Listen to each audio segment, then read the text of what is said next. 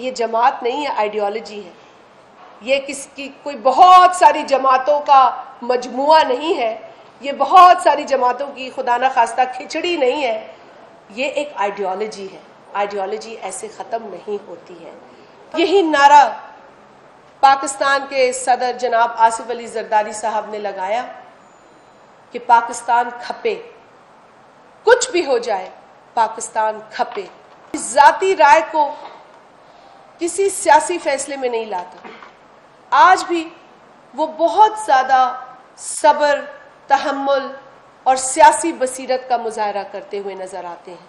13 جماعتوں کی حکومت ہے، چھوٹے موٹے مسائل ہوتے رہتے ہیں۔ آپ کو ماضی میں ڈکٹیٹروں نے سیکنڈ سے فرسٹ شاید پہنچایا ہو یا ففتھ سے فرسٹ پہنچایا ہو، اب جمہوری حکومتیں ہیں۔ آپ ہمیشہ ڈکٹیٹروں کے دور میں ناظمین بنے ہیں، آپ جمہوری حکومتوں میں نہیں بنے۔ یہی ہے پاکستان پیپلز پارٹی، یہ روتی ہے اپنے لوگوں کے ساتھ، یہ تکلیف کو برداشت کرتی ہے کھڑی ہو کر، چاہے وہ سیلاب ہو، چاہے وہ طوفان ہو، چاہے وہ کوئی بھی پریشانی ہو۔ آپ کو پیپلز پارٹی کیوں نظر آتی ہے عوام کے اندر؟ کیونکہ وہ شہید محترمہ بے نظیر بھٹو صاحبہ کی اس فلسفے سے، شہید بھٹو کے اس فلسفے سے جڑی ہوئی ہے جو آج بھی زندہ ہے۔ جب ہم کہتے ہیں وہ آج بھی زندہ ہے تو لوگوں کو تکلیف ہوتی ہے، اور اسی فلسفے نے پاکستان کو بچایا ہے، اسی فلسفے نے۔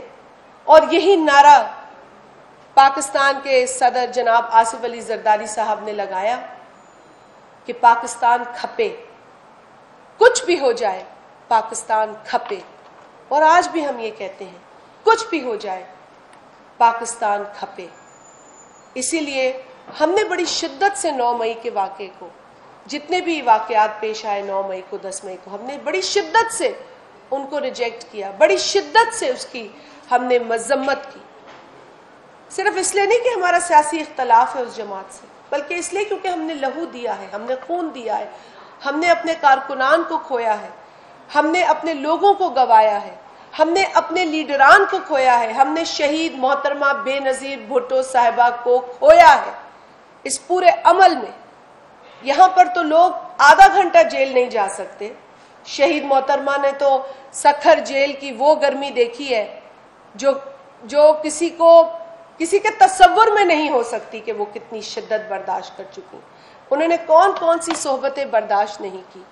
آج بھی شہید محترمہ بے نظیر بھٹو صاحبہ کا وہ ویژن، ان کا وہ مشن، ان کا بیٹا پاکستان پیپلز پارٹی کا چیئرمین بلاول بھٹو زرداری آگے لے کر چل رہا ہے۔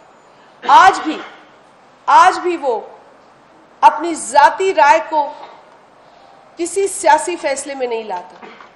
آج بھی وہ بہت زیادہ صبر، تحمل اور سیاسی بصیرت کا مظاہرہ کرتے ہوئے نظر آتے ہیں۔ آپ نے خود دیکھا کہ وہ پوری کوشش کرتے ہیں کہ جہاں تک ہو سکے معاملات کو کنٹرول میں رکھیں، یونٹ